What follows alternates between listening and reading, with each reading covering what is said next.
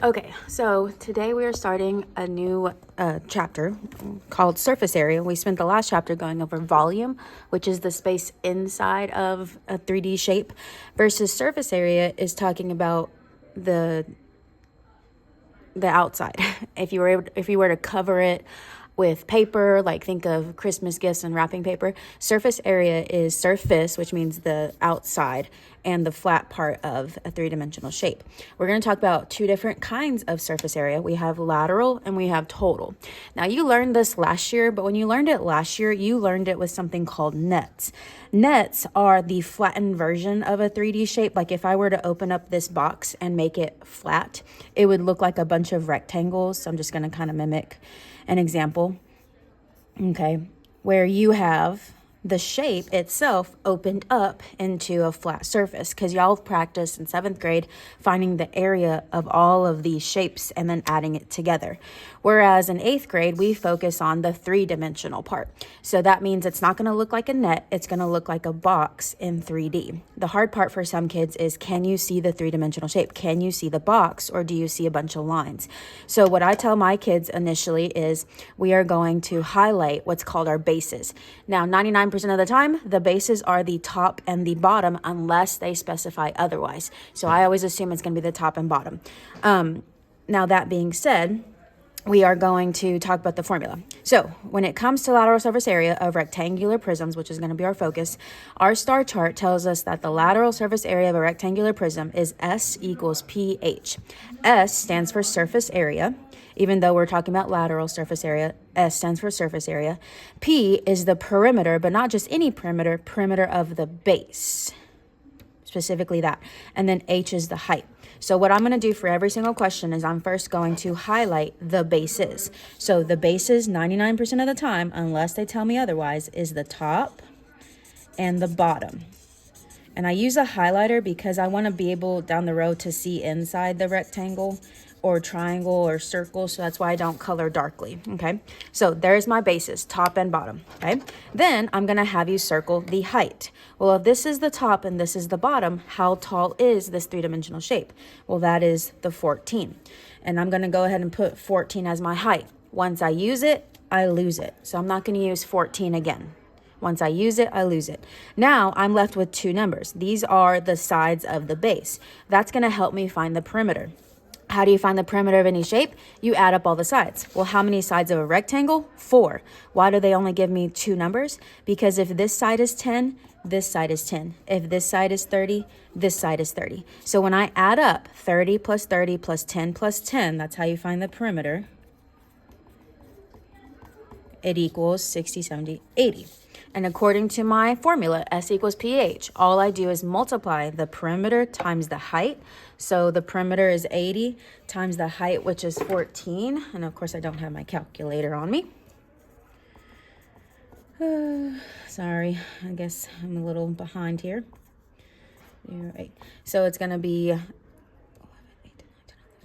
1,120 units squared, because we're talking about area specifically and not just volume. So if I look at number 2, same process. I'm going to first highlight the bases. So that means the top and the bottom, okay? Unless they specify otherwise. Sometimes they'll shade it for you, but sometimes I have to shade it myself, okay?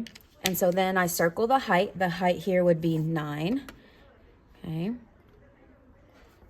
And so I'm going to write it as a height. Once I use it, I lose it. Now to find the perimeter, I'm going to add the sides of the base. Well, the base would be 8 plus 8 plus 3 plus 3. So 16, 17, 18, 19, 20, 20, 16, 17, 18, 19, 20, 21, 22. Okay. Now, according to my formula, P times H, I do 22 times 9. And we get 198 units squared. Okay, following okay? Where they try to trick me on some is when they give me less information. Well, what shape is number 3 particularly? It's what's called a cube. Well, the reason why they only give me one number is because all of the sides of the cube are 9. So this can be a little tricky because I have to do a little deductive reasoning here.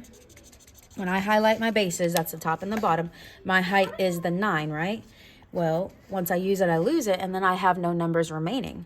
Well, that's because the sides of the base are also 9. So 9 plus 9 plus 9 plus 9 is 36. And then when I multiply 36 times 9, the perimeter times the height, I get 324 units squared.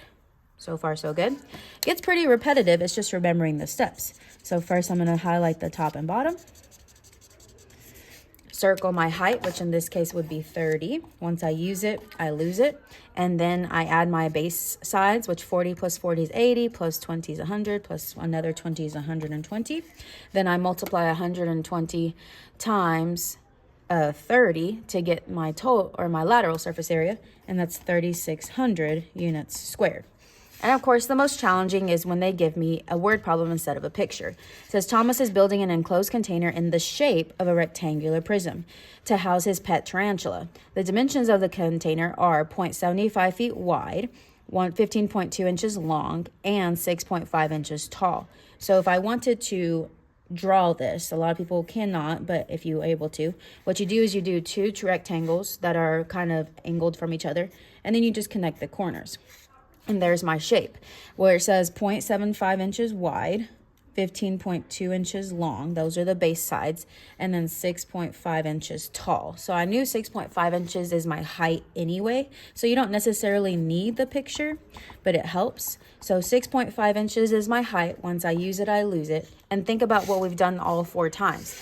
To find my perimeter, I add up the 4 sides. Well, if they only give me 2 numbers, that means I'm adding up 15.2 plus 15.2 plus 0.75 plus 0.75.